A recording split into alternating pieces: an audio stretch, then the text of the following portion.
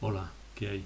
Voy a explicaros el ejercicio 3 de la relación de actividades del tema 8. Ya sabéis que en el primer apartado del tema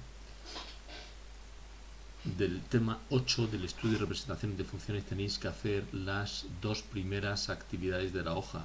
Para este apartado 3 hay que hacer la 3, 4, 5 y 6. Todos estos contenidos de aquí los vamos a ir viendo en las diferentes actividades que hay que hacer, ¿de acuerdo? Entonces voy a ir explicando cada uno de ellos haciendo referencia a una determinada actividad en cada una de estas actividades, ¿de acuerdo? Bien, voy a explicar ahora el ejercicio 3. El ejercicio 3 nos dice considera la función f de x igual a menos x al cuadrado más 2x más 8. Es un polinomio de segundo grado, es una parábola de coeficiente principal negativo, ¿lo veis? Y nos dicen que indiquemos para ella los siguientes aspectos: el dominio de definición, los puntos de corte con los ejes, la monotonía, que es los intervalos de crecimiento y decrecimiento, los extremos que tiene, es decir, si tiene algún máximo o algún mínimo, y que hagamos una pequeña tabla de valores y que la representemos. Bien, lo primero que nos pide es el dominio de definición de la función. Ya sabéis vosotros que el dominio de definición de una función no es más ni menos que el conjunto de valores que yo le puedo dar a la variable, a la x en este caso, para los que la función tiene una imagen. Como en este caso se trata de una función polinómica, pues el dominio es todo R. Todas las funciones polinómicas, el dominio de todas ellas es el conjunto de los números reales. Bien, puntos de corte con los ejes, con el eje X. ¿Cómo se calculan los puntos de corte con el eje de la X? Pues hay que resolver la expresión, hay que igualar la función a cero y resolver la ecuación. En este caso, como es una ecuación de segundo grado, resolvemos la ecuación y tenemos dos soluciones, el menos 2, 0 y el 0, 2. Esos son los dos puntos de corte con los ejes, con el eje de la X. Los puntos de corte con el eje de la y se obtienen haciendo f de 0, es decir, dándole a la x valor 0, ¿no? Y nos encontramos que el punto de corte con el eje de la y es el 0,8. Los intervalos de crecimiento. Bueno, para determinar los intervalos de crecimiento lo que tenemos que hacer es obtener la primera derivada de la función, ¿no? En nuestro caso, como es una función de segundo grado, su primera derivada es esta de aquí, menos 2x más 2.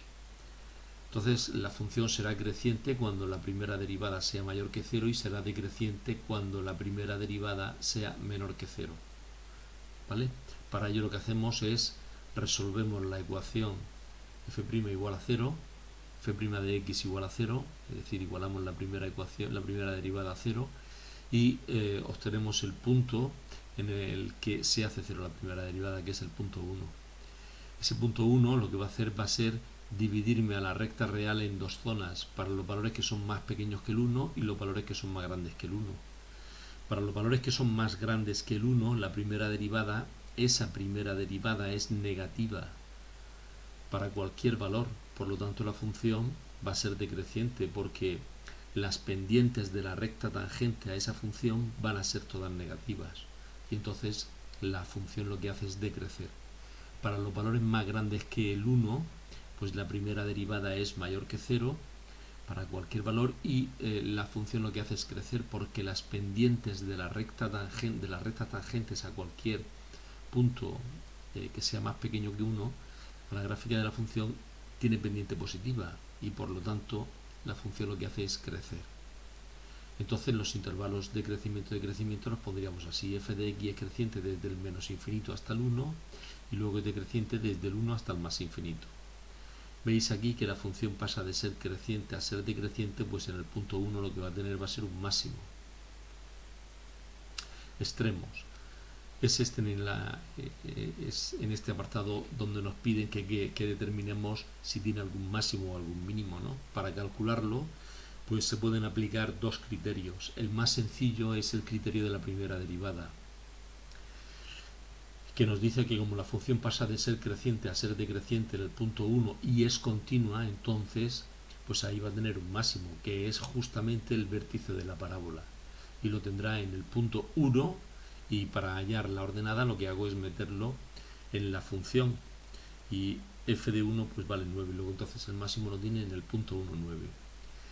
El criterio de la segunda derivada lo que hace es decirme lo que para utilizarlo lo que tenemos que hacer es calcular la segunda derivada de la función, bien, que la tengo aquí. La primera derivada es esta y la segunda será esta, y evaluarla en el punto 1. Al evaluarla en el punto 1, como es una función que es constante, que siempre es negativa, pues entonces si la segunda derivada en el punto en concreto es negativa, lo que tiene la función es un máximo, que es justamente el vértice de la parábola. Luego nos piden que hagamos una pequeña tabla de valores y que la representemos. Pues se trata de hacer una pequeña tabla de valores e ir poniendo en ella los datos que hemos ido obteniendo, que son los puntos de corte, el vértice, en este caso es el máximo, y hacer una representación aproximada de ella.